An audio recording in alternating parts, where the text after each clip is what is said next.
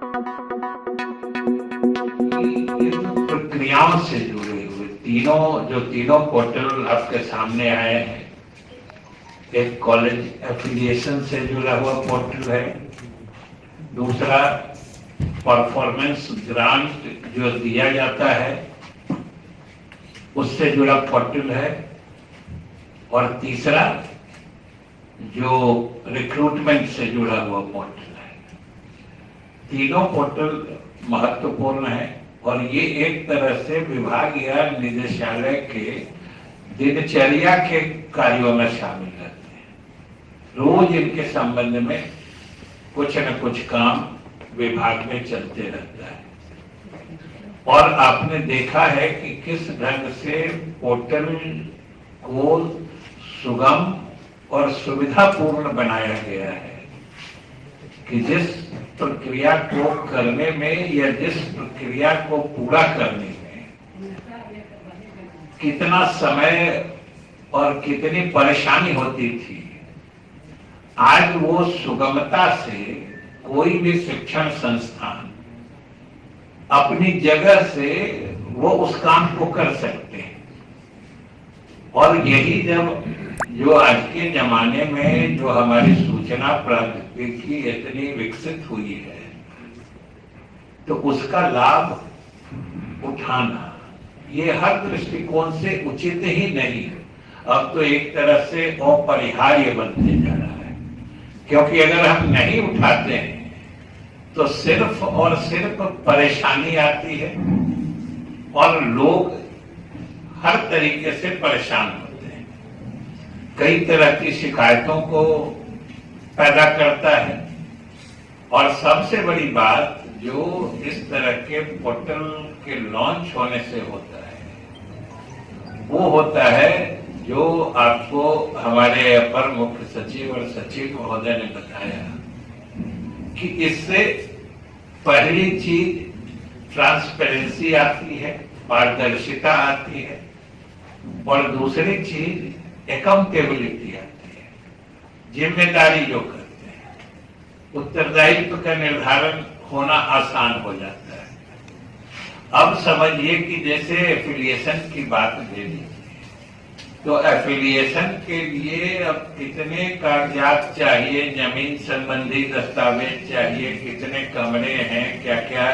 कितने desk bench से लेके कितने शिक्षक हैं, किस विषय में मान्यता है नहीं है, कई तरह की चीजें होती हैं। और उन सब से जुड़े कागजातों या दस्तावेजों का अगर फोटोकॉपी या मूल प्रति ही देनी पड़ी तो समझ सकते हैं कितना मोटा लंबा चौड़ा ये हो जाता है। और देखने ही में अगर इतने मोटे दस्तावेज आपको जांच के लिए दे दिए जाए तो समझिए कि देखने और जांच करने वाले के लिए भी भारी परेशानी का सबब होता है, कारण होता है। और कभी कभी तो इतनी उलझी हुई बातें होती हैं या बातें इतनी उलझ जाती हैं कि उनको सही ढंग से अलग अलग करके समझना या उन पर कोई कार्रवाई करना भी बड़ा दुरूह काम हो जाता है। इसलिए इस पोर्टल को लॉन्च किया गया है कि अब जो भी शिक्षण संस्थान है, महाविद्यालय है, जिनको निबंधन कराना है, वो अपनी ही जगह से सारी सूचनाएं वो इस पोर्टल पर आके जो असंगवा जी ने बताया है उसके विभिन्न प्रक्रियाओं से गुजर के वो अपलोड कर सकते हैं। और वो अपने संस्थान में बैठ के उन्होंने उसको अपलोड कर दिया, मतलब समझ लीजिए कि उन्होंने संबंधन के लिए अपनी दरखास्त या अर्जी यूनिवर्सिटी और सरकार के यहाँ लगा दी, जिसके लिए उनको यूनिवर्सिटी जाना पड़ता, सरकार में आना पड़ता, अलग अलग जगह पर विश्वविद्यालय के मुख्यालय जा रहे हैं, फिर सरकार में यहाँ सचिवालय आ रहे हैं। उन सारी प्रक्रियाओं को का निचोड़ निकालते हुए सीधे वेबसाइट जो पोर्टल है उस पर जाके वो उसको डाल देते हैं। और संयोग से हमारे सभी कुलपतिगण भी जुड़े हुए हैं और कुल सचिव यहां मौजूद है। कॉलेज के डालते ही विश्वविद्यालयों को उन चीजों का स्वतः संज्ञान लेना है। ये विश्वविद्यालयों को नोट करने की बात है कि ये नहीं है कि अगर महाविद्यालय ने पोर्टल पे अपनी सूचना या अपनी सारी जो रिक्वायर्ड इंफॉर्मेशन वो डाल दी है तो फिर उस संस्थान का कोई आदमी फिर विश्वविद्यालय या सरकार के यहाँ संपर्क करे, उस भरोसे न विश्वविद्यालय को बैठना है न सरकार को जिन चीजों को देखनी है उसके लिए इंतजार करना है। अगर कॉलेज ने डाल दिया इंफॉर्मेशन तो विश्वविद्यालय स्वतः संज्ञान लेगा और उन चीजों की स्क्रीनिंग, स्क्रूटनी या जो भी कहिए संबंधित चीजों की जांच करके वो तिथियां भी बता दी गई है। 15 अक्टूबर तक कॉलेज को डालना है, फिर जो यूनिवर्सिटी के को सारी चीजों को देख के और दस्तावेज जांचने के भी कई तरीके होते हैं, कई मिजाज होते हैं जो मानसिकता करते हैं, क्योंकि ये हमेशा विश्वविद्यालयों को भी समझना चाहिए कि सरकार की नीति उच्च शिक्षा को बढ़ावा देने की, इसीलिए सरकार ने कॉलेज को संबद्धता देने की नीति अपनाई है। तो संबद्धता प्रदान करने के लिए जिन आवश्यक शर्तों को पूरा करने की जरूरत होती है उनमें अगर कोई कमी है, कमी दिखती है तो उसको पूरा करवाने की व्यवस्था करनी चाहिए। सिर्फ एक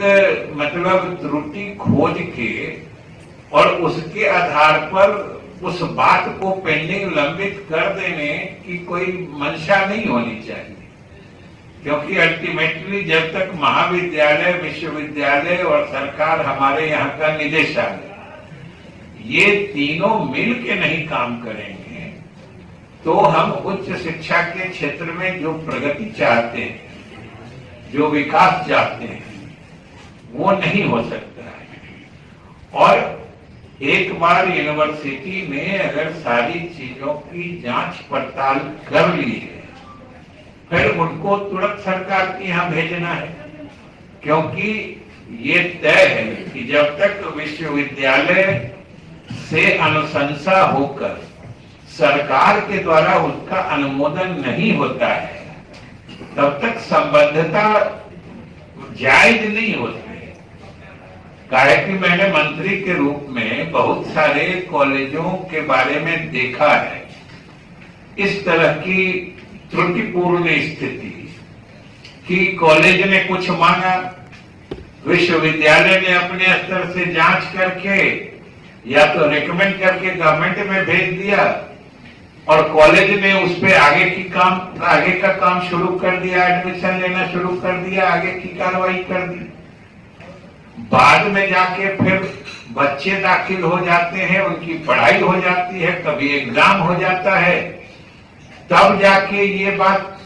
निकल के आती है कि भाई इसको तो सरकार से संबद्धता का अनुमोदन हुआ ही नहीं। तब फिर समझिए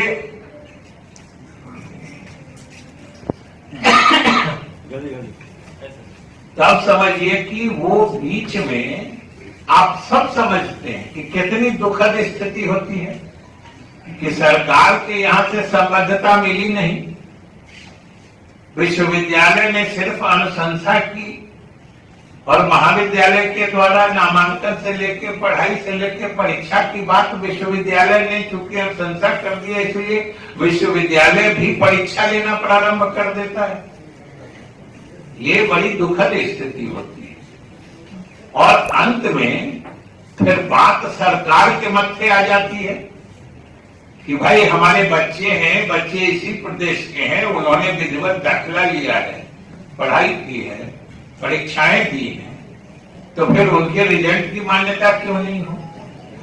तो इस तरह की दुखद स्थिति अगर आती है तो उसके लिए तो हम ही तीनों में से कोई जिम्मेवार है? महाविद्यालय है, विश्वविद्यालय है, निदेशालय है। तो ये आपस में जब तक कोऑर्डिनेशन, और हम समझते हैं कि इस पूरे उच्च व्यवस्था प्रणाली या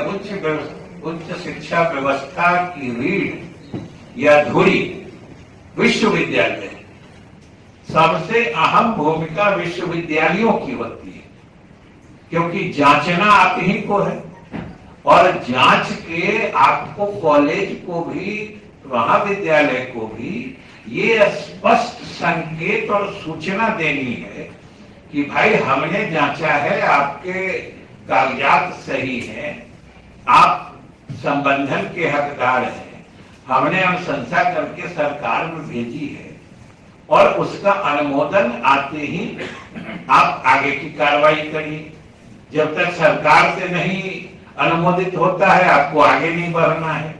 कि आखिर ये कॉलेज को तो बताना होगा, नहीं तो अंत में फिर कोई दुखद स्थिति उत्पन्न होती है और पूरे सरकार के लिए सिरदर्द बनता है।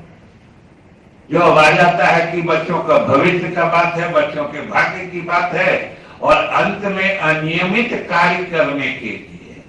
हम सब लोग बाध्य होते हैं। तो आखिर शुरू से ये अस्पष्टता क्यों नहीं होती है? सरकार तो अपनी बात विश्वविद्यालयों को करती है,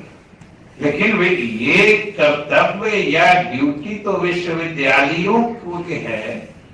कि वो सरकार के द्वारा निर्धारित सभी चीजों, नियमों या जो भी तरीके हैं उसकी विधिवत सूचना महाविद्यालयों को दे, और उसी हिसाब से कॉलेज में विश्वविद्यालय काम करे। नहीं तो कभी देखते हैं किसी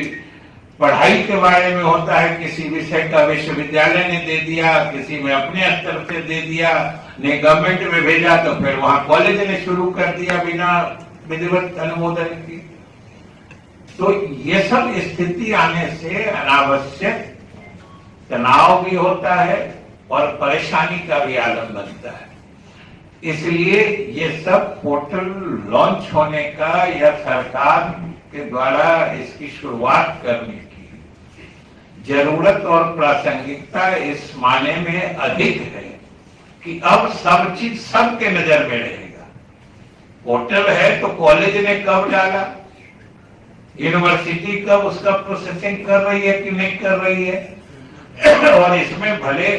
हमारे कुल सचिवगण यहाँ पर हैं और शायद आप लोग का वर्कशॉप भी है, आज वर्कशॉप भी है। जितने तरह की आपकी जिज्ञासाएं हैं, आशंकाएं हैं, या यहाँ तक कि सुझाव है इसको और सुगम बनाने का, हमारे कुलपति गण भी, सभी सम्मानित कुलपति भी सुन रहे हैं बातों को। आपको पूरे इस प्रणाली में जो भी कमियां लगे, जो भी आपके सुझाव हैं, इसको बेहतर बनाने के लिए वो आप अपने कुल सचिव यहाँ पे मौजूद हैं, उनके माध्यम से सरकार और निदेशालय को दे सकते हैं। ये तो हम लोगों ने सरकार की तरफ से या निदेशालय की तरफ से जितनी चीजों की सोच और कल्पना की जा सकती थी उन चीजों को समाहित करके बनाई गई है, लेकिन सुधार की तो हमेशा गुंजाइश होती है और सरकार, निदेशालय हमेशा उसके लिए तत्पर रहेगा। हो सकता है कोई और बहुमूल्य इसमें कुछ एडिशन जो होता है, कुछ अतिरिक्त चीज आपके माध्यम से आ सकती है, कुल सचिव और कुलपति के माध्यम से, हम लोग उनको भी इसमें इनकॉर्पोरेट करेंगे। हमारी मंशा तो सिर्फ इतनी है कि ये पारदर्शी तरीके से बिना खास विलंब के और बिना किसी के परेशानी जितना सुगम तरीके से इस कार्य को मिलके हम लोग संपादित कर सकें, हमारा मकसद यही है। और हमें पूरा भरोसा है कि जो पोर्टल का रूप हमने देखा है, जिन चीजों को बताया गया है, निश्चित रूप से यह अपने मकसद में सफल होगा। वैसे समय समय पर इसमें आवश्यक सुधार तो किए ही जा सकते